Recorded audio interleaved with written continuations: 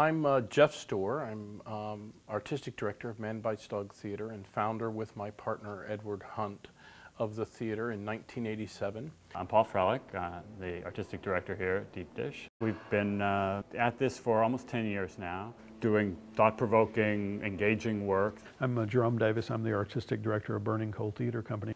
Our mission calls for the creation of literate, visceral, affecting theater. We started from the very beginning looking at playwrights and subjects and kinds of theater that were not being done here.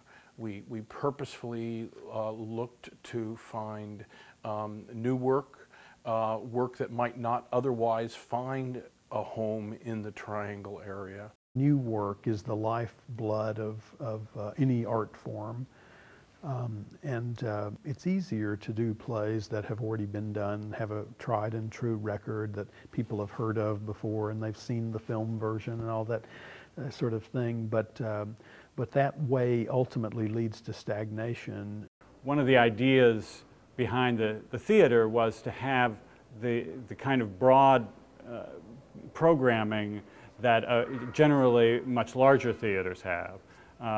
That we wouldn't center on a particular genre, or limit ourselves to only contemporary work or only Shakespeare, but that we could really be focused on the power of the theater and the conveying of ideas, and let that take us where it will. We hope that people come to Manbites Dog with the anticipation that there's going to be something exciting happening, that there's going to be something challenging happening. And they can love it or they can hate it, but it does engage them in thinking about the world, thinking about theater, talking to the person that they've come to the theater with, having a glass of wine in the lobby afterwards, and really being able to create a public conversation. The theater is still one of those places that people come together and experience communally.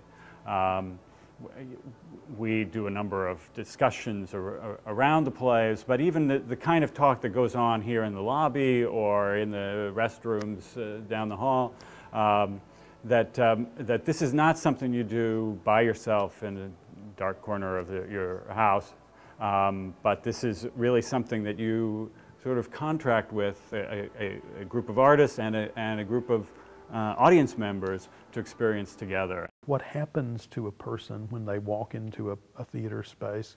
They enter into a world that is demonstrably not their own.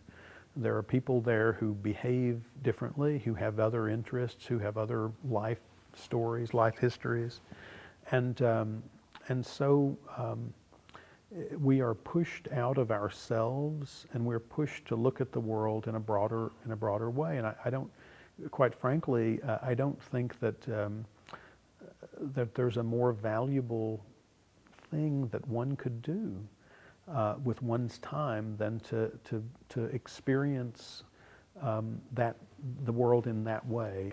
I believe the theater is one of the most important and powerful mediums, artistic mediums that we have. And for two reasons. Number one, it's live. It's happening right now, tonight, on the stage in front of your very eyes. And number two, you're there with a community of people who are experiencing what you've just experienced. And that allows, I think, for reverberations to happen, for echoes to happen that go way beyond the event.